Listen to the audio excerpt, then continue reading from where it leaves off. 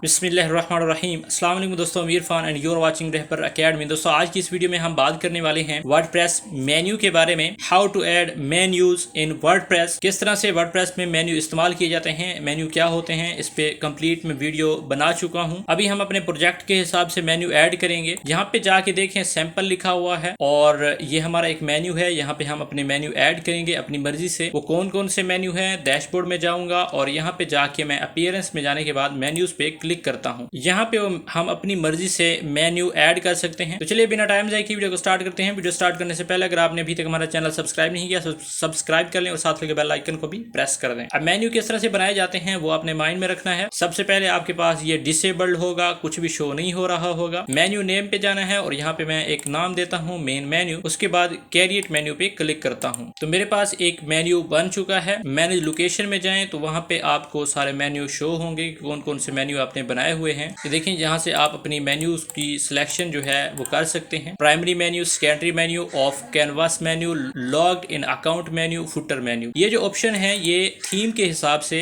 हमें दिए जाते हैं। मुख्तलिफ थीम में मुख्तलिफ हो सकते हैं। एडिट मेन्यू में जाऊंगा। उसके बाद यहाँ पे देखें कस्टम लिंक, इस पे मैं क्लिक करता हूँ और जो ये फर्स्ट लिंक है वेबसाइट का, इसको कॉपी करके यहाँ पे मैं पेस्ट करता हूँ और यहाँ पे मैं लिखता हूँ होम।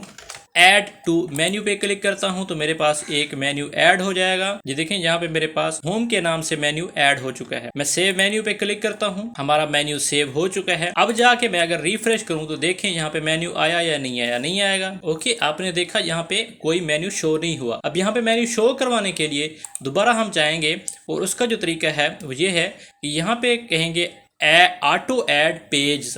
ऑटोमेटिकली जब ऑटोमेटिकली पे क्लिक करेंगे तो ऑटो ये हमारा मेन्यू हमारी वेबसाइट में डिस्प्ले हो जाएगा, ऑटो होगा। यानी कि जहाँ पे थीम की सेटिंग की होगी थीम डेवलपर ने, वहां पे जाके शो हो जाएगा। वैसे हमें लग रहा है कि ये यहीं पे शो होगा। अगर हम साइड बार पे या फुटर पे मेन्यू ऐड करना चाहें तो कर सकते हैं। यहाँ पे शो नहीं हुआ। उसके बाद हमने दोबारा जाना है, दोबारा प्राइमरी मेन्यू को भी सिलेक्ट करना है। उसके बाद सेव मेन्यू पे क्लिक करना है। अब जाके रिफ्रेश करके देखते हैं। अब आप देख सकते हैं यहाँ पे वही होम के नाम से हमें मेन्यू मिल रहा है। अब हमने क्या करना है और मेन्यू ऐड कर सकते हैं। मैं ऐसा करता हूँ कि सबसे पहले कुछ पेज बना लेता हूँ और उन पेज को हम मेन्यूज के लिए बनाएंगे ताकि हम मेन्यू अपने बना के इस्तेमाल कर सकें। पेज में जाता हूँ और उसके बाद ऑल पेज लिखा हुआ है, ऐड न्यू। इसके बारे में कंप्लीट डिटेल के साथ वीडियो बना चुका हूँ। मेरे चैनल पे जाएं, प्लेलिस्ट में जाएं, वहाँ पे आपको स्पेशल एक वर्डप्रेस का कंप्लीट कोर्स मिलेगा। वहाँ पे अलग अलग से मैंने एक्सप्लेन किया है कि पेज क्या होते हैं। नेक्स्ट किया, उसके बाद नेक्स्ट किया, उसके बाद नेक्स्ट किया, गेट स्टार्टेड। यहाँ पे जाके मैं अबाउट के नाम से एक पेज बनाता हूँ, अबाउट। उसके बाद मैं पब्लिश कर देता हूँ। पब्लिश किया। यहाँ पे काफी ज्यादा सेटिंग्स अवेलेबल हैं, वो भी आप इस्तेमाल कर सकते हैं। व्यू पेज करना चाहें यहाँ से भी आप देख सकते हैं। यहाँ पे गए और यहाँ पे व्यू पेज आप करेंगे। देखिए अबाउट के नाम से आपको पेज मिला। अब इसका लेआउट चेंज करना चाहें वो भी आप कर सकते हैं। यहाँ पे क्रॉस करूंगा और यहाँ पे आपको थीम की सेटिंग मिलेगी। यहाँ पे आस्ट्रा के नाम से आस्ट्रा सेटिंग, किस तरह का आपको लेआउट चाहिए अभी आप देखें इस तरह से मिल रहा है।